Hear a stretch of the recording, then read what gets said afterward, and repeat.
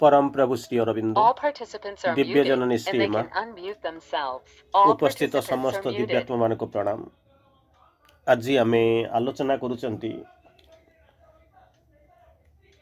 The आर्य जो philosophical review आपण माने जानी चंती श्री अरविंद आरंभ करथिले। तारी विषय आमे एक संक्षिप्त आलोचना करिबा। आसंता काली आमे सावित्री रो सीक्रेट नॉलेज पढ़िबा को जिबा। द आर्य जो आर्य मैगजीन बोली कि ताकू आमे कहउचंती। आपण मन जानि चंती पॉल रिचर्ड का नाम सुनी थिबे। पॉल रिचर्ड जे कि होचंती फ्रेंच थिंकर एंड स्कॉलर। मां को जतबे पढ़िला बेले निश्चित भाव में पॉल रिचर्ड का नाम आपण सुनी थिबे। सी श्री अरविंद को परस्यू कले गोटा फिलोसॉफिकल जर्नल बाहर करबा पई जहा द्वारा कि ये पृथ्वी को तांकर विजन जीव तांकर ज्ञान जीव आज टर्म्स ऑफ द इंटेलेक्ट। तेणु पॉल रिचर्ड श्री अरविंद को भेटिले एवं कहले गोटा वर्ल्ड वाइड गोटा जर्नल गोटा तैयारी करबा फिलोसॉफिकल जर्नल।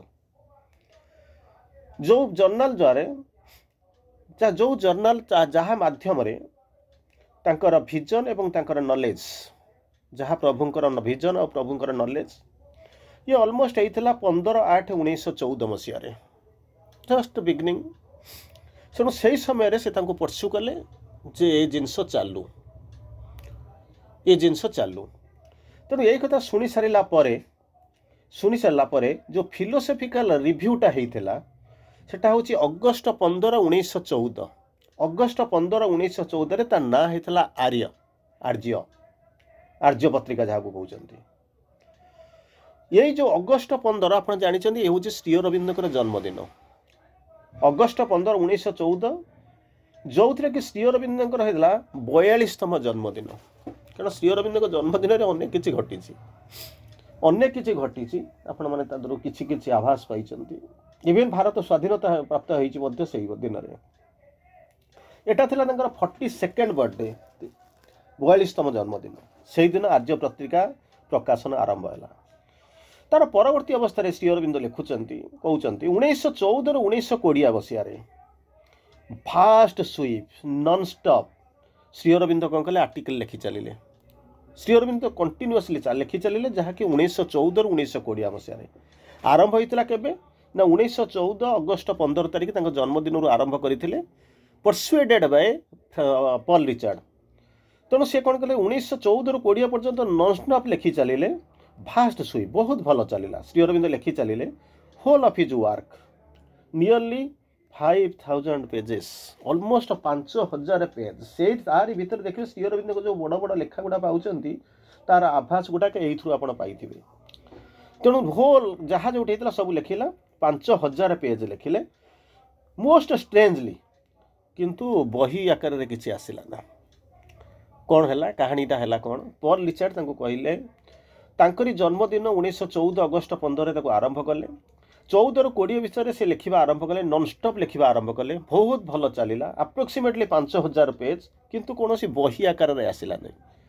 तेणु एमती हो सारा कौन है 4, 5, 6 सीरियलाइज एट ए टाइम किंतु कौन हो वन बुक आफ्टर अनदर ये जो 5000 पृष्ठा आसला सी कौन कला आप देखिए जमी गोटे बही तापर आउ गोटे बही आउ गोटे बही लिखि चलिए। कारण श्री अरविंद जानते आप जानते जे कि होचंती निजे होचंती कौ भाषा रे आपन को बुझेबी जोटा कि आपन को कहूली cease not from knowledge let thy toil by be fast. जो माँ अदिति आशीर्वाद कर देखा निजे माँ अदिति कहते cease not from knowledge let thy toil be fast तुम संघर्ष विशाल हो ज्ञान रुहनि no more can earthly limbs pain thy force तुम केते शक्ति अच्छी तुम केते ज्ञान अच्छी कौन पार्थिव चेतना सी जमी तार अवयव कलम लिखिपारे तुम्हें प्रकृति में किए जमी कल्पना करें। तेणु ताकू देखिए कौन बही सीरियली सीरियली आम देखिलु कौन ना ये बही सब छपा है आरंभ कला अलमोस्ट से समय आप जानते 5000 पेज पाखापाखि से कौन कले लिखी गोटी पर गोटे बही आसवा आरंभ कला तार परवर्ती पुणे कौन 4 5 6 गोटे लेखाई नाला 4 5 6 बही आसवा आरंभ कला से लिखाला सीरियली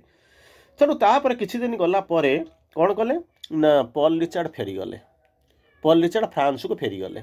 कहीं सी होती पॉलिटिकल लोक फिलोसफर आसिक पहुँची माँ को सहित रिलेसन आप तो जानती तेणु सी कौन कले ना डका होगा से जो फ्यूचर चलीगला ये तो आउ इंडिया नुह कि भारतीय संस्कृति कि हिंदू धर्मर मनीष ये नुहति कि ये सब जिन भितर नुहे से चलनी से कस्टम से ट्रेडिशन सब सब अलग अलग तेणु कौन कला तापर से कौन होती ना जो फास्ट वर्ल्ड वार लगिला धीरे धीरे धीरे धीरे आप जानते तेणु से जो फास्ट वर्ल्ड वार लगिला भितर एवं ताहा बढ़िला भितर ये धीरे धीरे कौन है ना पॉल रिचार्ड कौन कर फ्रांस फेरी जाऊँगी और श्री अरविंद कौन कर एकुटिया कारण दुई जन जाक मिसिक से आर्य पत्रिका को आरंभ करते पॉल रिचार्ड परस्यू करते तेणु ये आरंभ होता जो पॉल रिचार्ड फेरीगला से कौन कर पुरा बही लेखाईगला 5 6 बही 4 5 6 एमती बही लेखाईगला तापर सी कौन कले एकुटिया होगले एकुटिया होगला कौन हम ना कौन होती 64 पेज रो फिलोसफी थिला एव्री मंथ जमी गोटे मैगजीन चलो से समस्त लेखा दरकार तेणु ये देखुं कौन से जो 64 पेज फिलोसफिकल मैगजीन कौन कले एकुटिया लिखला पॉल रिचार्ड से ना बसिक लिखा आरंभ कले क्वाइटली अंडरस्टूड ना तापर कौन कर हि वांट ऑन राइटिंग तांकर बंद है ना श्री अरविंद एति गोटे जिनस आप लक्ष्य करेंगे अवश्य प्रभु परम भगवान कमेंट देवार अधिकार आमर कौन अच्छी ना आमर ज्ञान केते ना आमर माने आउटलुक केते आम जाई पहुँची पारिबा किंतु चिंता करंतु सबु भितर मध्य एकुटिया हाराहारी लेफ्ट एलन 64 पूजार पृष्ठार मैगजीन तेणु से कौन कर नॉन स्टॉप होकर धीरे धीरे कौन कर लिखि चलिए से तापर कहते जे ही कुड मैनेज इट कारण it is out of the silent mind that I write whatever comes ready saved from the above तो पचार आप कौटी कौन लिखा होती आपण मैंने देखुं आम जो बसुचु से बसुचु भावुचु कौन गोटे लिखुचु विभिन्न प्रकार जिनस किंतु एठी जो कहते श्री अरविंद कहते मुझे लिखिदेवी लिखार मोर सामर्थ्य अच्छी केमी ना से पर्यंत चिंता कर देखु आगुरी आपको कही श्री अरविंद कहते कौन ना सुंदर भाव में कहले कौन माइंड माने कौन side door entry into the spiritual life mind was the side door entry into the spiritual life आध्यात्मिक जीवन भीतर को आध्यात्मिक यात्रा होता मेन डोर देकर नुहे साइड डोर देकर आप जमी घर मेन गेट अच्छी तार कड़े गोटे साइड गेट थी पछ गेट थी मुझे देकर आसी बर्तमान कौन कहते श्री अरविंद लाइन टार आप पढ़े यहाँ हूँ कौन ना से 14 ରୁ 20 भितर जो लिखुंट एत गुड़ा लेखालेखि केमी कर श्री अरविंद कहते कौन कहते ना out of the silent mind मनटा जो स्थिर हो जाऊँगी स्तब्ध हो जाऊँगी नीरव हो जाऊँगी सेतिक बेले कौन कहूँ I write whatever comes ready shaped from above ready shaped मैंने आउ सजासजी करा पड़ोनी फैब्रिकेट करा पड़ोनी कटाकटी करा पड़ोनी करेक्शन करवा दरकार ना रेडी सेप्ड पूरा आसिक पहुँचला ये नहीं खाली थोईदेवा कथा आउ किसी ना तेणु यही अवस्था कौन कर से जहाँ आसला मुझे कौन करी बसिक लिखि चलवा आरंभ कली जोटा उपरको आसला पूरा रेडी सेप्ड पूरा प्रस्तुत होकर आसला मुझे किसी करनी केवल से बोईगला से पहुँचला सामान्य करेक्शन कर आवश्यक पड़ा ना कि पढ़ार आवश्यकता पड़ानी तापर श्री अरविंद जो मेन लेखा ओनली एक्सेप्ट सावित्री कहते जो प्रथम रू आपको कही से जो आर्य प्रकाश पत्रिका केमी कहवा से शब्द भी आम अन्न हुए तो कही था आशीर्वाद माने होगला बदलईदेला ये सब साधारण लोक प्रযোज्य किंतु प्रभु को आम आम केमी कौन आम कौन जाचु प्रभु ऊपर कमेंट दवा किंतु सत्य कथा कह गले से जो आर्य पत्र माने जो पत्रिका से जानिक हाराहारी केवल सावित्री को छाड़िले अलमोस्ट सावित्री को छाड़िले आउ सबूक जिनस से आर्य पत्रिका भितर जहाँ को कहते हाराहारी 5000 पेज 5-6टा बही सब आसिक पहुँचला तेणु जो जहाँ कहते सबूक we are fast written in Arya continuously लिखि चलुले आउ तो कई सांगे कहीं नथिले जी थे पॉल रिचार्ड जी परस्यू करते सी फेरीगले वर्ल्ड वार लगे देश को चल जावाक तेणु कौन कले सबूक से जो आर्य पत्रिका लिखा आरंभ कले many of this embodied with the inner knowledge आम जोटा लिखुचु कौन गोटा भाविक लिखुचु कौन करुचु मिसामिशी करुचु गलिया घंटे करुचु केते जिनस करुचु किंतु सी जो लेखा गुड़ाक आसिक पहुँचला सी जो लेखाटा जो आरंभ है सी सबूक आसला कौन ना कहते इनर नॉलेज को एंड प्रैक्टिस ऑफ योग प्रथमे से कौन कही कहले यहाँ उपरू रेडी सेप्ड होकर आसिक पहुँचुची मुझे किसी करूनी पूरा रेडी सेप नापी रेडी पूरा प्रस्तुत होकर आसी पहुँचुची मुझे खाली थोई दूसरी ता परवर्ती अवस्था कहते ये जो गुड़ाक सब आसला from the inner knowledge outer knowledge आम जानूँ 5 ରୁ 2 मिसले 7 हम कि एठू कले या हम आपर से हम जोटा कि आउटर नॉलेज किंतु इनर नॉलेज जोटा को कहते हैं प्रैक्टिस ऑफ जोगरु किंबा इनर नॉलेज रु सेतबेला पर्यंत देखंतु जमी आप जानती आखि खोली बसिक घंटा घंटा बस श्री अरविंद बसिक ध्यान माने ध्यानस्थ होकर आखि खोला होकर बसते ताहारी भितर आप आसिक पहुँचुले जमी कहले नाम जप कथा भी कहते साइलेंट हवा कथा लिखिं क्वाइट माइंड कथा लिखिं इनर एक्सपीरियंस कथा लिखिं प्रैक्टिस ऑफ जोग कथा लिखिं जो थे कौन कले ना जो जहाँ कहते ना जहाँ कहते वर्ष वर्षर काम जुग जुगर काम कईटा दिन भर से सब कर सारी दूसरे यही हूँ जोगर हूँ माने हूँ मूल मंत्र जदि आपण मान देखो से एक्सपीरियंस केमी किसी आसूब जदि से भाया जब आपण मैंने बोन्ड होते जदि सेमती होते ताहले परर कथा तेणु प्रैक्टिस ऑफ जोग इनर नॉलेज रु आसिक पहुँचला concern with the spirit and the significance of Indian civilisation and culture तेणु जो लेखा लेखि करने कथा लिखिले सब कौटी द भैरिड एस्पेक्ट्स कारण गोटे मैगजीन चलवाक पड़ो ना मैगजीन टा नुहे कि आप मन करूँ सावित्री लिखुचे सावित्री कथा लिखे किंतु ये जो लेखा हो भारीड जिन इंडियन कल्चर उपरे वर्ल्ड हिस्ट्री उपर फोकस करुँच तारी भीतर गोटे स्पिरिट माने ये जो फिलोसफिकल जिनस जाऊँच जोगी की जाऊँच significance of Indian civilisation and culture ता भीतर को जाऊँच कहते ट्रू मीनिंग ऑफ वेद आज कम करूली वेद उपनिषद उपर गीत आप बसिक कम करूली तेणु ताकू श्री अरविंद चिंता कर देखो से समय भितर जहाँ कहते गोल्डन पीरियड जो गोल्डन पीरियड तार भीतर एक्सेप्ट सावित्री ऑलमोस्ट सबू कम कर आरंभ करूँ मैगजीन आप तो जानते मैगजीन पढ़ी निजे लिखिं ये तो गोटे प्रकार जिनस नुहे भैरिड जिनस रहा से जो पुणी ब्रिटिश ये भितर शासन भितर रोते से पुणी आंखर जो लाल आखि समस्त दृष्टि अच्छी जमी माने स्वेन दृष्टि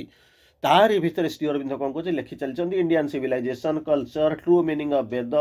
तापर हूँ प्रोग्रेस ऑफ ह्यूमन सोसाइटी तापर कहते nature and evolution of poetry माने को गोटे जिनस ना मन करूँ जड़े बसिक साहित्य लिखुचे साहित्य लिखला जड़े इतिहास लिखुचे इतिहास लिखला जड़े दर्शन उपर जाइए दर्शन उपर कथा लिखिब जड़े मैथमेटिक्स पढ़ी तार पढ़ुची जहाँ पाँच तार मैथमेटिक्स उपर लिखुची जमती सब विभिन्न प्रकार होची किंतु ये सब जिनस हूँ भैरिड वेज कौटू आणुंट कौटू सब आसुँच कौटू आसा बोलिक आमको पचार हूँ भूल जिनस कारण सी होती निजे होती लर्ड तेणु जहाँ भीतर को मैंने सेफ होकर आसिक पहुँचुची इवेन सावित्री लिखा कथा आप जानते जमी व्यासदेव डाकुले गणेश सेठी डाकुले सेमती श्री अरविंद डाकुले नीरज बराड़ बस लिखुले कौटी फ्यू जगार जो कमेंट आसूला कौटी आसूला कौन टे करेक्शन करा पड़ता कौन करता अधिकांश जगह मना कर राजी नुह करेक्शन करने सी स्टोरी आप धीरे धीरे धीरे धीरे कौन कर शुणी किंतु एठी कौन कहते ना रेडी सेफ होकर आसिक पहुँचता ह्यूमन नॉलेज डिस्टोर्शन परवर्सन तो आसो आम कि रहा कि से सब जिन किसी होता भितर देकर सुप्रामेंटाल लेवल कि हायर लेवल विभिन्न स्तर से आसी फ्लो कर पूरा रेडी सेफ जहाँ कहते आसी थुआ होता पुणी भैरिड एस्पेक्ट्स जो कि से जो 6 वर्ष जदि आपण गोटे भगवान भाषा नुहे भगवान प्रयोजन जहाँ को कहते गोल्डन पीरियड बोलिक आपको कहे तार भीतर अनेक जिनस से करदे चलीगले जहाँ भितर कहते human society progress of human society meaning of Veda Indian civilisation culture जहाँ को परवर्ती अवस्था आप देखते वर्ल्ड हिस्ट्री आप देखी foundation of Indian culture spirit आउ सिग्निफिकेंस ऑफ यही सब जो जिनस प्रैक्टिस ऑफ जोग जहाँ सब करगले से सब जिनस भितर लिखि लिखि चलते सब कहते the possibility of unification of human race possibility of unification of human race चिंता कर देखो गोटे जदि आस्पेक्ट आप चिंता करेंगे कौन अच्छे ह्यूमन रेस मनीष जातिर यूनिफिकेशन कथा आम चिंता करुचु किंतु आम निजे घर को सजाड़ी पारुनु भाई भाई एका संगे रही पारुनु गोटे सुंदर कथा मत मोर मन पड़ुची गोटे कहवाक भावुची भल हम प्रासंगिक हम बोलिक भाविक आपको कहूँ गोटाए थर गोटे सहर थाए से सहरटाए भल सहरटाए छोट सहरटाए थाए से सहर भितर कौन है ना दुई भाई रोथांती आजिकल तो जमी कहले ना आगुरी गोटे समय थिला जे क्षीर जदि खाई बस घरे थी गाई कली जदि कर बस सांगे थी गाई भाई କିନ୍ତୁ ବର୍ତ୍ତମାନ ହେଉଛି କ'ଣ ସାଙ୍ଗେ କଳି କରିବ ବାହାର ସାଙ୍ଗରେ ଭାଇକି ନେଇକରି ନୁହଁ, ବର୍ତ୍ତମାନ ଭାଇ ସାଙ୍ଗରେ ହିଁ ଆମେ କେବଳ କଳି କରୁଛୁ। ମାନେ ଆମର ସେ ଯେଉଁ ପ୍ରେଫରେନ୍ସ ଥିଲା, ଯେଉଁ ଇଚ୍ଛା ଥିଲା, ଯାଙ୍କ ଭିତରେ ଯେଉଁ ଘରର ଯେଉଁ ସହଭାଗିତା ଥିଲା, ଏସବୁ ଜିନିଷ ଧୀରେ ଧୀରେ ବର୍ତ୍ତମାନ କ'ଣ କରୁଛି ନା ଚାଲିଯାଇଛି। ଯାହା ବି ହଉ, ସେଠୁ ବର୍ତ୍ତମାନ କ'ଣ କରେ, ସହରରେ ଗୋଟେ ସହରରେ ରେନାଉଡ୍ ସହର, ତା ଭିତରେ ଦୁଇଟା ଭାଇ ରହୁଥିଲେ, ବଡ଼ ଶାନ୍ତିରେ ରହୁଥିଲେ, ସୁଖ ଝଗଡ଼ା ନାହିଁ, ଏ ନାହିଁ ସେ ନାହିଁ, ତା ଭିତରେ ସେ ଖୁସିରେ ରହୁଥିଲେ।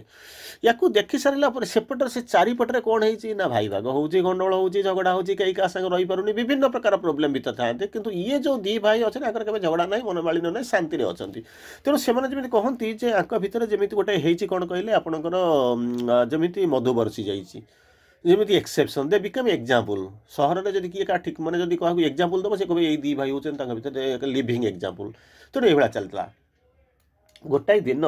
କେହି ଜଣେ ତାଙ୍କ ପଡ଼ୋଶୀ ଆସିକରି ପହଞ୍ଚିଲେ, କହିଲେ ଆଜ୍ଞା ଆମେ ତା ବଡ଼ ଭାଇ ସାଙ୍ଗରେ ଆସିକରି ପହଞ୍ଚିଲେ, କହିଲେ ଆମ ଗୋଟେ ମୁଁ ଛୋଟିଆ କୋଶ୍ଚିନ୍ ଗୋଟେ ପଚାରିବାକୁ ଆସିଛି। ନା କ'ଣ ନା ତୁମ ଭିତରେ ଏମିତିକା ସମ୍ପର୍କ କ'ଣ ଅଛି? କହିଲେ ହଁ ସମ୍ପର୍କ ଭଲ ଅଛି, ଚାଲିଛି, କିଛି ଅସୁବିଧା ନାହିଁ। ତାପରେ ପୁନର୍ବାର କହୁଛି ଆପଣଙ୍କ ଭିତରେ କ'ଣ କେବେ ମନମାଳିନ୍ୟ ହୁଏ ନା? ପ୍ରଥମେ କହିଲେ ସମ୍ପର୍କ, କହିଲେ ହଁ ଆମର ବଢ଼ିଆ ସମ୍ପର୍କ ଅଛି। ସମ୍ପର୍କ ଏମିତିକା ସମ୍ପର୍କ ମାନେ ପୁରା କ୍ଷୀର ନୀର ସମ୍ପର୍କ। ତାପରେ ପଚାରୁଛନ୍ତି ତୁମ ଭିତରେ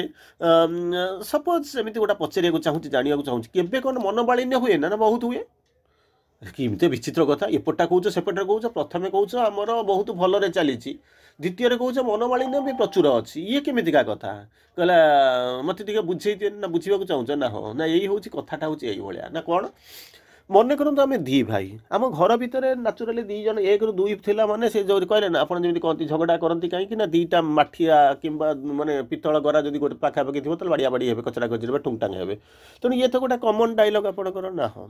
ତେଣୁ ଆମେ ଘରେ ଯେତେବେଳେ କରିକି ରହିଛୁ, ଆମ ଭିତରେ କ'ଣ କରେ, କିଛି ମେଳ ଖାଏ, କିଛି ଅମେଳ ହୁଏ। ପ୍ରଥମେ କହୁଛି ଯେଉଁଟା ମେଳ ଖାଇବା କଥା, ଯଦି ମୁଁ ଯାହା ଭାବୁଛି ସିଏ ସେୟା ଭାବୁଛି, ମୁଁ ଯାହା କରୁଛି ସିଏ ବି ସେୟା କରିବାକୁ ଚାହୁଁଛି, ଯଦି ଆମ ଦୁଇ ଜଣଙ୍କ ଭିତରେ ହାରମୋନି ରହିଲା, ତାହେଲେ କ'ଣ କରିବା, ଆଉ ପରସ୍ପରକୁ ଧନ୍ୟବାଦ ଦେଇଦେବୁ, ଏଥିରେ ଝଗଡ଼ା କରିବାର ନାହିଁ। ସପୋଜ୍ ଯଦି ତା ଆରଟା ହେଲା, ଅପୋଜିଟ୍ଟା ଯେଉଁଠି ଅମେଳ ହେଲା, ସେତେବେଳେ କ'ଣ କରୁ ନା, ମୁଁ ତାର ମତକୁ ସମ୍ମାନ ଦିଏ, ସିଏ ମୋର ମତକୁ ସମ୍ମାନ ଦିଏ। ତେଣୁ ହୋଲ୍ ଦି ୱେ କ'ଣ ହେଲା, ଯେଉଁଠି ମେଳ ଖାଇଗଲା ଯେଉଁ 50%, ସେଥିରେ ଆଉ କିଛି ନାହିଁ, ସମସ୍ତେ ସମସ୍ତଙ୍କୁ ଧନ୍ୟବାଦ ଦେଇ ଚାଲିଗଲୁ। ଯଦି ଅମେଳ ହେଲା, ସେତେବେଳେ କ'ଣ କରେ, ମୋ ମତକୁ ସିଏ ସ୍ୱୀକାର କରେ, ଏବଂ ସିଏ ଯଦି କିଛି ମତ ଆଣିକି ଧୋଇଥିବ ମୁଁ ତାକୁ ସ୍ୱୀକାର କରେ। ତେଣୁ ଆଉ ଆମର ଝଗଡ଼ାରେ ପ୍ରଶ୍ନରେ କେଉଁଠୁ ଆସୁଛି? ତେଣୁ ଆମେ ଆରାମରେ ଅଛୁ, ଇଏ ସମ୍ପର୍କ ଇଏ ଛିଡ଼ିବ ନାହିଁ, ଇଏ ରସି କେବେ ଛିଣ୍ଡିବ ନାହିଁ, ଇଏ ବନ୍ଧନ କେବେ ଶିକୁଳି କେବେ ଛିଣ୍ଡିବ ନାହିଁ। ଠିକ୍ ସେଇଭଳିଆ କହୁଛନ୍ତି କ'ଣ ନା ୟୁନିଫିକେସନ୍ ଅଫ୍ ହ୍ୟୁମାନ୍ ରେସ୍। ସେତେବେଳେ ଫାଉଣ୍ଡେସନ୍ ଅଫ୍ ଇଣ୍ଡିଆନ୍ କଲଚର୍ ଶୁଣୁଥିଲେ, ୟୁନିଫିକେସନ୍ ଅଫ୍ ଇଣ୍ଡିଆ ପଢ଼ୁଥିଲେ, ସମ୍ପୂର୍ଣ୍ଣ ଭାରତବର୍ଷ, ପୂର୍ଣ୍ଣାଙ୍ଗ ଭାରତବର୍ଷ, ତାକୁ ମଧ୍ୟ ଆପଣ ପଢ଼ୁଥିଲେ। ତେଣୁ ସେତିକିବେଳେ ସେ କ'ଣ କରୁଥିଲେ, ୟୁନିଫିକେସନ୍ ଅଫ୍ ହ୍ୟୁମାନ୍ ରେସ୍। ମଣିଷ ସବୁ ସମାନ, କେବଳ ଜାଗା ନେଇକରି, କ୍ଲାଇମେଟ୍ ନେଇ, ଏନ୍ଭାଇରନମେଣ୍ଟ ନେଇକରି, ଭାଷା ନେଇକରି, କଲଚର୍ ନେଇକରି କ'ଣ କରୁଛନ୍ତି ନା ଅଲଗା ଅଲଗା ହେଉଛନ୍ତି। ଏବେ ସବୁ ଯେମିତି ହେଉଛି, ଆପଣମାନେ କିଛି କିଛି ଇଣ୍ଟରଭ୍ୟୁ ଦେଖୁଥିବେ, ତାଙ୍କୁ ପଚାରିବେ ମୁସଲମାନ କେଉଁଠୁ ଆସିଲା ନା ଆମେ କନଭର୍ଟେଡ୍, ଆମେ କ'ଣ କରୁଥିଲୁ ନା ଗୋଟିଏ ବାହାର ଦୁଇଟା ପୁଅ ଥିଲୁ, ସିଏ ହିନ୍ଦୁ ରହିଗଲା, ମୁଁ ମୁସଲମାନ ହେଇଗଲି। ତେଣୁ ଧର୍ମକୁ ନେଇକରି ଆମେ ବାଡ଼ାବାଡ଼ି ହେଉଛୁ, ଜାଗାକୁ ନେଇକରି, ନିଜର ସ୍ୱାର୍ଥକୁ ନେଇକରି, ନିଜର କଲଚରକୁ ନେଇକରି ଆମେ ବାଡ଼ିଆ ପିଟା ହେଉଛୁ, କିନ୍ତୁ ପ୍ରକୃତରେ ଅରିଜିନ୍ ଦେଖିଲେ ଏକ। ତେଣୁ ଇଏ କ'ଣ କରୁଥିଲେ ନା ୟୁନିଫିକେସନ୍ ହ୍ୟୁମାନ୍ ରେସ୍ର ସ୍ୱପ୍ନ ଦେଖୁଥିଲେ। ତାପରେ କହୁଛନ୍ତି there are all now in book form for you. ଯାହା ସେ ଲେଖୁଥିଲେ, ସେଇ ଯେଉଁ ଆର୍ଯ୍ୟରେ ଯାହା ପ୍ରକାଶିତ ହୋଇଥିଲା, ବର୍ତ୍ତମାନ ତାକୁ ଆପଣ କ'ଣ କରୁଛନ୍ତି ନା ବହି ରୂପରେ ଦେଖୁଛନ୍ତି, to read the future according to your ଯାହା କୁହନ୍ତି ଇଣ୍ଟରେଷ୍ଟ, ଆପଣ ଯେଉଁଟାକୁ ଚାହିଁବେ। ସେତେବେଳେ ବାହାରୁଥିଲା ମାନେ ବିଭିନ୍ନ ପ୍ରକାର, କିନ୍ତୁ ଆପଣଙ୍କର ବର୍ତ୍ତମାନ ସ୍ପେସିଫିକାଲି ସବୁ ବହି ହେଇଯାଇଛି, ଯାହାକୁ ନେଇକରି ମାନେ ଶନିବାର ଦିନ ରାତିରେ ଆଲୋଚନା କରୁଥିଲି, ଶ୍ରୀ ଅରବିନ୍ଦଙ୍କର ଫିଲୋସଫି ଆଣ୍ଡ ଲିଟରେଚର୍ ପଢ଼ୁଥିଲି, ମାନେ ଆଲୋଚନା କରିଥିଲି। ଯଦି ଆପଣମାନେ ଥିବେ ତା ଦେହରେ ଶୁଣିଥିବେ, ନିଶ୍ଚିତ ଭାବରେ ତାକୁ ଅନୁଭବ କରିଥିବେ। ତେଣୁ ତାକୁ କ'ଣ ଯେଉଁଠି ଜାଣିଲେ ଏଇଟା ହେଉଛି ସ୍ପେସିଫିକାଲି, ଏ ହେଉଛି ଫ୍ୟୁଚର୍ ପୋଏମ୍ସ, କହିଲେ ଏଇଟା ହେଉଛି ସିଲେକ୍ଟେଡ୍ ପୋଏମ୍ସ, ଇଏ ହେଉଛି ସାବିତ୍ରୀ, ସିଏ ହେଉଛି life divine, foundation of Indian culture, Veda ଉପରେ ଏଇଆ, ଏସେଜନ୍ ଗୀତା, ଏସବୁ ଯାକ ହେଇଲା। ବର୍ତ୍ତମାନ ଆପଣ ସ୍ପେସିଫିକାଲି ବାହାର କରିବେ, କିନ୍ତୁ ସେତେବେଳେ ସିରିୟଲି ଲେଖା ହେଉଥିଲା। ଜାଣୁଥାନ୍ତୁ ସେତେବେଳର ଯେଉଁ ପ୍ରୋବ୍ଲେମ୍, ନା ଏତେ କ'ଣ ହେଉଥିଲା, ଆପଣ ଡିଜିଟାଲାଇଜେସନ୍ ଥିଲା ନା, ତାକୁ କିଏ କାମ କରିବାକୁ ଥିଲା, ଏଠି ସେ ବସି ଲେଖୁଥିଲେ, ପୁଣି ତାକୁ ରହୁଥିଲେ କ'ଣ ନା ଫ୍ରେଞ୍ଚ କଲୋନି ଭିତରେ ରହୁଥିଲେ, ଇଂଲିଶ ମାନେ ଲୋକମାନେ ତାକୁ ଘେରିକି ରହିଥିଲେ, ହଜାରେ ସମସ୍ୟା, ନା ଖାଇବାକୁ ଅଛି, ନା ଆଶ୍ରମ ଠିକ୍ ଭାବରେ ପ୍ରତିଷ୍ଠିତ ହେଇଛି, ସବୁ ଯାକର ସମସ୍ୟା ଭିତରେ ସେଠୁ କ'ଣ କରି ତାକୁ ବସି ଲେଖୁଥିଲେ। ତାପରେ କହୁଛନ୍ତି ଫେବୃଆରୀ 21, 1915 ଫେବୃଆରୀ 21ରେ ସେଠୁ କ'ଣ କଲେ, ମାଆଙ୍କର ଜନ୍ମଦିନ ନ୍ୟାଚୁରାଲି ଆସିଲା। ସେଠୁ ଆଜି celebrated first time in Pondicherry, ମା ତ ଆସିକରି ପହଞ୍ଚିଲେ ରହିଲେ ପର୍ଲିଚାର୍ଡ ଫେରିଗଲେ ଏସବୁ ଜିନିଷ ଶୁଣିଛନ୍ତି। କିନ୍ତୁ 1915 ଯେଉଁଟା ହେଲା ମାଙ୍କର ବାର୍ଥଡେ ତାଙ୍କ ଜନ୍ମଦିନ ଯେଉଁ ପାଳନ କଲା ଫେବୃଆରୀ 21 ପାଳନ କଲା ଫାର୍ଷ୍ଟ ଟାଇମ୍ ପଣ୍ଡିଚେରୀରେ ପାଳନ କରାଗଲା। ଯେଉଁ ଫେବୃଆରୀ 22 ଆସିଲା 21 ପରେ ତାର ପରଦିନ ମଦର ୱେଣ୍ଟ ବ୍ୟାକ୍ ଟୁ ଫ୍ରାନ୍ସ କାରଣ ବିଶ୍ୱଯୁଦ୍ଧ ଇଏ ସିଏ ସବୁ ଯାକ ହେଲା ମଦର ପୁଣି ତାକୁ ଫେରିଗଲେ। ତେଣୁ 15 ଏବଂ 16 ପ୍ରଥମେ ହେଲା କ'ଣ ନା ଏସବୁ ଜିନିଷ ଲେଖା ଚାଲିଥାଏ। 1915 ଫେବୃଆରୀ 21ରେ ମାଙ୍କର ଜନ୍ମଦିନଟା ପ୍ରଥମ ଥର ପାଇଁ ପଣ୍ଡିଚେରୀରେ ପାଳିତ ହେଲା। ତାପରେ ଫେବୃଆରୀ 22 ଯେଉଁଟା ହେଲା ମଦର ମା କ'ଣ କଲେ ନା ମାନେ ଫ୍ରାନ୍ସକୁ ଫେରିଗଲେ। ତାପରେ ଯେଉଁ 15 ଆଉ 16 ଇଏ 2 ବର୍ଷ Sri Aurobindo and Mother several letters Sri Aurobindo 15 ଆଉ 16 which describe the common mission. କାହିଁକି ମା ଶ୍ରୀ ଅରବିନ୍ଦକୁ ଅବଶ୍ୟ ସେ ତ ଏକ ଦୁଇଟା ରୂପରେ ଆସିକରି ପହଞ୍ଚିଥିଲେ ଭିନ୍ନ ଭିନ୍ନ ରୂପରେ ଆମେ ଭିନ୍ନ ଯୁଗର କଳ୍ପନା କରିଛୁ। ମାନେ ଶ୍ରୀ ଅରବିନ୍ଦଙ୍କର କ'ଣ ହେଉଛି former incarnations of Mother and Shri Aurobindo ଆମେ ବିଭିନ୍ନ ପ୍ରକାର ଆଲୋଚନା କରିଛନ୍ତି। ଶ୍ରୀ ଅରବିନ୍ଦ ମା କିଛି କିଛି ତାର ଗ୍ଲିମ୍ସ ମଧ୍ୟ ଦେଇଛନ୍ତି ହିଣ୍ଟସ୍ ମଧ୍ୟ ଦେଇଛନ୍ତି ଆପଣ ତାକୁ ସବୁ ପଢ଼ିଛନ୍ତି ବିଭିନ୍ନ ଜାଗାରେ। ସେଠୁ ତାପରେ କହୁଛନ୍ତି ସେଭେରାଲ ଲେଟର 15-16 ଭିତରେ 15ରେ ଫେବୃଆରୀ 22ରେ ମା ଫେରି ଯାଉଛନ୍ତି 15 ଆଉ 16ରେ ସେଭେରାଲ ଲେଟର ଆସିକରି ପହଞ୍ଚୁଛି ସେଭେରାଲ ଲେଟର ଯେଉଁଗୁଡ଼ାକ ହେଉଛି ଦୁଇ ଜଣଙ୍କର ମିଶନ ହେଉଛି କମନ୍ ମିଶନ। ସେତେବେଳକୁ ଇଏ ଆସି ସେଟଲ୍ ହେବା ରହିବା ଆଶ୍ରମ କରିବା ସିଦ୍ଧି ପ୍ରାପ୍ତ କରିବା ତପସ୍ୟା କରିବା ସେ ତ ପରର କଥା କିନ୍ତୁ ଦୁଇ ଜଣ ବୋଥ୍ ହାଡ୍ ଦ କମନ୍ ମିଶନ ଯାହାକୁ ନେଇକରି ସେମାନେ ଯାଉଥିଲେ। ସେଠୁ କମନ୍ ମିଶନ ଥିଲା ଆଉ ସ୍ପିରିଚୁଆଲ ଏକ୍ସପିରିଏନ୍ସ ମଧ୍ୟ ସମାନ ଥିଲା କାରଣ ଯେ ନ୍ୟାଚୁରାଲି ମାନେ କହିବାକୁ ଗଲେ ମାନେ ଅନକଣ୍ଡିସନାଲି ଆମେ ମାନିଯିବା ଯେ ସିଏ ହେଉଛନ୍ତି ଏକ। ତେଣୁ ତାଙ୍କର ମିଶନ ତାଙ୍କର ସ୍ପିରିଚୁଆଲ ଏକ୍ସପିରିଏନ୍ସ ସବୁ ଯାକ କ'ଣ ଥିଲା ନା ଏକ ହିଁ ଥିଲା। ତାପରେ କହୁଛନ୍ତି ଦ ସ୍ପିରିଚୁଆଲ ଏକ୍ସପିରିଏନ୍ସ ତାପରେ କହୁଛନ୍ତି the trials they were facing in their work for humanity and they are unshakable faith in the ultimate victory. ତେଣୁ ସେ ଏଇ ଯେଉଁ ଜିନିଷ ଯେଉଁ ଚିଠି ପ୍ରକାର ଆଦାନ ପ୍ରଦାନ ଚାଲିଲା ଲେଖା ହେଲା ସେଥିରେ 2-4ଟା ଜିନିଷ ଆପଣଙ୍କୁ କମନ୍ ଦେଖାଗଲା। ପ୍ରଥମ ଜିନିଷ ହେଉଛି କ'ଣ ତାଙ୍କର ମିଶନଟା ହେଉଛି ଯେଉଁଥିପାଇଁ ସେ ଆସିଛନ୍ତି କାମ କରିଛନ୍ତି ମିଶନ ହେଉଛି ସେମ୍ ଭିଜନ ହେଉଛି ସେମ୍ ଏକ୍ସପିରିଏନ୍ସ ସ୍ପିରିଚୁଆଲ ଏକ୍ସପିରିଏନ୍ସ ସମାନ। ତାପରେ ଯେତେବେଳେ ୱାର୍କ ଫର୍ ହ୍ୟୁମାନିଟି ଯେତେବେଳେ ମାନବିକତା ପାଇଁ ମାନେ ବାଦ ପାଇଁ ଯେତେବେଳେ କାମ କରୁଥିଲେ ସେତେବେଳେ କ'ଣ କରୁଥିଲେ ନା ଯେଉଁ ମାନେ ସମସ୍ୟା ଗୁଡ଼ାକ ଫେସୁଥିଲେ ଦ ଟ୍ରାଏଲ୍ସ ଦେ ୱେଆର୍ ଫେସିଂ ସିଏ ମଧ୍ୟ କମନ୍ କାରଣ ତ ଏକ ସତ୍ତା ଇଏ ଯେଉଁଠି ଆସି ସେଠି ଦେଖିଲେ ଅସୁବିଧା କ'ଣ ଅଛି। ତେଣୁ ଖାଲି ଦେଖୁଛନ୍ତି କେଉଁଠି ଗୋଟେ ପରବର୍ତ୍ତୀ ଅବସ୍ଥାରେ ଗୋଟେ ଜାଗାରେ ପଣ୍ଡିଚେରୀରେ ଦେଖିଲେ କିନ୍ତୁ ସେତେବେଳେ ସ୍ତରାନ୍ତରରେ ଏପଟ ସେପଟ ଟିକେ ଦେଖୁଥିଲେ। ତେଣୁ ସିଏ ହେଉଛି ସମାନ। ଆଉ କ'ଣ କହୁଛନ୍ତି unshakable faith in the divine victory ultimate victory ସେମାନେ ଗୋଟିଏ ଜିନିଷ ଦୁଇ ଜଣ ଦେଖୁଥିଲେ ଅଲ୍ଟିମେଟଲି କ'ଣ ନା victory of the truth is ultimately ସଟନ୍ ସତ୍ୟର ଯେଉଁ ବିଜୟ ସେ ଅନ୍ତରେ ଶେଷରେ ସତ୍ୟର ବିଜୟ ସୁନିଶ୍ଚିତ। ଏଇ ଯେଉଁ ଜିନିଷ କହୁଛନ୍ତି କ'ଣ ନା ଅନସେକେବଲ୍ ଫେଥ୍ ଏ ବିଶ୍ୱାସକୁ ହଲେଇ ପାରିବେନି ଅନସେକେବଲ୍ ଫେଥ୍ କେଉଁଥିରେ ଥିଲା ଅନସେକେବଲ୍ ଫେଥ୍ ଏଇଥିରେ ଥିଲା ଯେ ଡିଭାଇନ୍ ଭିକ୍ଟ୍ରି ଇଜ୍ ସିଓର। ଏଇ ଯେଉଁ ଜିନିଷ ଗୁଡ଼ାକ ତାଙ୍କର କ'ଣ କହୁଥିଲେ ନା କମନ୍ ଜିନିଷ ଆସିକରି ପହଞ୍ଚିଲା ଯେଉଁଥିପାଇଁ କି ସେଠୁ କ'ଣ କଲେ ଏ ସବୁ ଜିନିଷ ସ୍ଥାନିତ ହେଲା କେଉଁଠି ନା ଆର୍ଯ୍ୟ ପ୍ରତିକାରରେ ସ୍ଥାନିତ ହେଲା ଅଲମୋଷ୍ଟ 20 ପର୍ଯ୍ୟନ୍ତ ଗଲା। ଯେତେବେଳେ ୱାର୍ଲଡ ୱାର୍ ସରିଗଲା ତା ପରବର୍ତ୍ତୀ ଅବସ୍ଥାରେ ମା ଆସିକରି ପହଞ୍ଚୁଛନ୍ତି ଏବଂ ତାଙ୍କର ଭିଜନ ମିଶନକୁ ରଖିକରି ଏଠି ଆସିକରି ଦାୟିତ୍ୱ ନେଉଛନ୍ତି ଇଏ ବଢ଼ିଯାଉଛି। ତେଣୁ ତାକୁ ଆପଣମାନେ ଦେଖିଛନ୍ତି ସେଇ ଯେଉଁ ଜିନିଷ କହୁଛନ୍ତି life divine synthesis of yoga human cycle ideal of human unity essays on Gita ତାପରେ future poetry secret of Veda ତାପରେ କହୁଛନ୍ତି foundation of Indian culture Isha Upanishad ଏଇ ଯେଉଁ ବାକ୍ୟ ଗୁଡ଼ା ଏଇ ଯେଉଁ ଯାହାକୁ ଦେଖୁଛନ୍ତି ସେଇଥିପାଇଁ ପ୍ରଥମରୁ କହିଥିଲି କ'ଣ ଅଲମୋଷ୍ଟ ଏକ୍ସକ୍ଲୁଡିଂ ସାବିତ୍ରୀ ଯେତେ ବଡ଼ ବଡ଼ ଜିନିଷ ଅନେକ ପଢ଼ିଛନ୍ତି ପହରଦିନ ଶନିବାର ଦିନ ରାତି 8ରୁ 9 ସାଢ଼େ 9ଟା ପର୍ଯ୍ୟନ୍ତ ଅଲମୋଷ୍ଟ ଶ୍ରୀ ଅରବିନ୍ଦଙ୍କର ଲିଟରେଚର ଫିଲୋସଫି ଉପରେ ବହୁତ ଆଲୋଚନା କରିଥିଲି। ତେଣୁ ବର୍ତ୍ତମାନ କହୁଛନ୍ତି ଏଇ ଯେଉଁ 5,000 ପେଜ୍ 4-5-6 ବହି ଏବଂ ତାର ଯେଉଁ ଚାଲିଲା ଆରମ୍ଭ କଲା ତା ଭିତରେ ଯେଉଁ ମେଜର କ୍ରିଏସନ୍ ଗୁଡ଼ା ଥିଲା ମେଜର ସୃଷ୍ଟି ଗୁଡ଼ାକ ଥିଲା ମେଜର ଲେଖା ଗୁଡ଼ାକ ଥିଲା ତାହା ଅଲମୋଷ୍ଟ ଇନକ୍ଲୁଡ୍ କରୁଛି କାହାକୁ ନା ଶ୍ରୀ ଅରବିନ୍ଦଙ୍କର ଯେଉଁ ଯାହାକୁ ଆପଣ ମୁଖ୍ୟତଃ ଆପଣ ଦେଖୁଛନ୍ତି ମାନେ ପୁରା ଏକଦମ ସର୍ଫେସ୍ରେ ଦେଖୁଛନ୍ତି ଯାହାକୁ ନେଇଛନ୍ତି। ଆଉ ଥରେ କହୁଛି life divine synthesis of yoga human cycle ideal of human unity essays on Gita future poetry secrets of Veda foundation of Indian culture Isha Upanishad. ତେଣୁ ଏହିସବୁ ଜିନିଷରେ ତାଙ୍କର କ'ଣ ହେଲା ଏକଦମ ତୁଳନାତ୍ମକ ଭାବରେ ସେ ତାକୁ କ'ଣ କଲେ ମାନେ କ'ଣ କଣ୍ଟିନ୍ୟୁଅସଲି ସିସ୍ଲେସଲି ତାକୁ କ'ଣ କଲେ ବସିକରି ଲେଖି ରଖିଲେ। ତେଣୁ ଏଇ ହେଉଛି ଆର୍ଯ୍ୟ ପତ୍ରିକାର ରହସ୍ୟ। ଆମେ ଆଜି ୟାକୁ ବାର୍ତ୍ତାକୁ ବିରାମ ଦେବା ଆସନ୍ତାକାଲି ସାବିତ୍ରୀକୁ ଯେଉଁ ଗତାନୁଗତିକ ଧାରାରେ ଆମେ ଆଲୋଚନା କରିବା। ବନ୍ଦେ ମାତରମ୍ ସମସ୍ତଙ୍କୁ ପ୍ରଣାମ ଧନ୍ୟବାଦ।